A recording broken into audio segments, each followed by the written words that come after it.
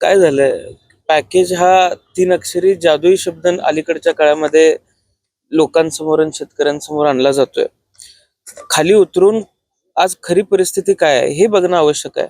शेतकऱ्यांना जे पॅकेज दिलं गेलेलं आहे किंवा जे नुकसान भरपाई दिली गेलेली आहे, ती नुकसान भरपाई पूरक आहे का हे सुद्धा बघितलं पाहिजे. त्यामुळे निव्वळ पॅकेजच्या नावाखाली, निव्वळ पॅकेज सारख्या शब्दाच्या ओझ्याखाली शेतकऱ्यांना चिरडण्याचं काम शासनानं करू नये. आणि त्या उलट आज शेतकऱ्यांची परिस्थिती अत्यंत दयनीय झालेली आहे. शेतकऱ्यांचं जीवनमान उंचवण्याचं धोरण अद्यापही केंद्र शासनाचंही नाही आणि राज्य शासनाचंही नाही. त्यामुळे दूरगामी विचार करून शेतकऱ्याचा विचार शासनानं केला पाहिजे, अशी प्रमुख मागणी 293 अन्वये मी करणार आहे. मदतीसाठी केवायसी हे महत्वाचं आहे असं म्हटलं जातंय. आपल्या जिल्ह्यातली नेमकी केवायसी संदर्भातली परिस्थिती काय आहे? अजूनही काही लोकांच्या खात्यावरती मदत पोचलेली नाहीये. केवायसीची कामं अपूर्ण आहेत, केवायसीची पडताळणी अपूर्ण आहे आणि हे सगळं शासकीय टेक्निकल जे काम आहे ते सुद्धा अपूर्ण असल्यामुळे आज बहुतांश शेतकऱ्यांना अनंत अडचणींना सामोरं जावं लागतंय. आम्ही केवायसीच्या संदर्भामधली मागणी सुद्धा कृषी मंत्र्यांसमोर करणार आहे. खरं तर विविध योजनांची घोषणा तर झाली, मात्र सरकारची तिजोरीत नेमकी परिस्थिती काय आहे आणि त्यामुळेच ह्या सगळ्या मदती पोहोचण्यासंदर्भात उशीर होतोय. तर ज्या पद्धतीचं निधी वाटप झालेलं आहे, किंबहुना 31,000 कोटीचं पॅकेज आज माउंटिंग तेवढे 31,000 कोटीचं होतंय का, प्रत्यक्ष मदत शेतकऱ्यांना किती पोहोचणार आहे, या सगळ्या गोष्टींचा अभ्यास आम्ही आमच्या भाषणामध्ये मांडणार आहे.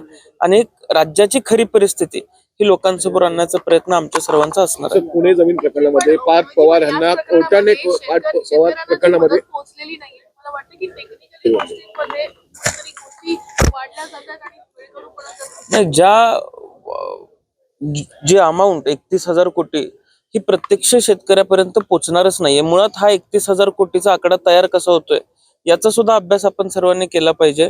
6,500 कोटी ही प्रत्यक्ष मदत कदाचित शेतकऱ्यापर्यंत पोहोचू शकते, इतकंच सध्याचं लिमिट आहे. आणि आज शेतकऱ्याची फसवणूक या पॅकेज या शब्दाच्या नावाखाली होऊ नये एवढीच विनंती मी शासनाला करणार आहे. पुणे जमीन प्रकरणामध्ये कोर्ट दाखल केलेलं आहे असं म्हटलेलं आहे. काय कोर्टाचं काल काय म्हणणं आलंय का? काल मला अद्याप त्या संदर्भातची माहिती नाही. मी थोड्या वेळात बघून आपल्याला माझी प्रतिक्रिया राजकीय कळवतो. दबाव आहे का केस होती? नाही, आता राजकीय दबाव असता तर कोर्टानं फटकारलं नसतं. त्यामुळं काहीतरी म्हणणं अधिकाऱ्यांनी दिल्याशिवाय कोर्टानं फटकारायचं कारण नव्हतं. त्यामुळे अधिकारी योग्य पद्धतीनं काम करत असावेत आणि कोर्टानं फटकारलंय याचा अर्थ कोर्ट सुद्धा योग्य पद्धतीने चिकित्सा करत असावं. रोजच्या आठवड्याभराचं अधिवेशन आहे, मध्यावरती आता हे अधिवेशन आलेलं आहे. तुम्ही आता ज्या प्रकारे सांगितलं की लाडक्या बहिणीवरती चर्चा होत आहे, बिबट्या असतील, बत्ती होती असतील, यावरती चर्चा होत आहे. तर आठवड्याभरामध्ये ज्या विषयांवरती चर्चा व्हायला पाहिजे ती लोकांना पाहायला मिळते. खरं तर अधिवेशन अजून काही दिवस वाढवून मिळायला हवं होतं. राज्याच्या कळीचे मुद्दे हे राज्यासमोर अजून आलेले नाहीयेत, लोकप्रतिनिधींना मांडायला वेळ मिळत नाहीये. त्यामुळं अधिकचं अधिवेशन थोडंसं मिळालं असतं तर बरं झालं असतं.